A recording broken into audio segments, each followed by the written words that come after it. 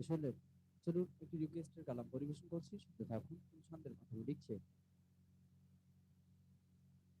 আখি জলে চঞ্চল কাটে এই অন্তর,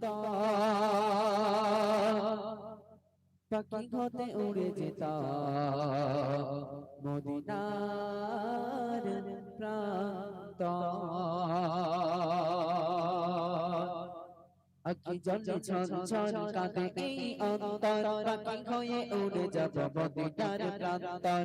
আখি জলে ছলছল কাঁদে এই অন্তর, পাখি হয়ে উড়ে যাব মদিনার প্রান্তর।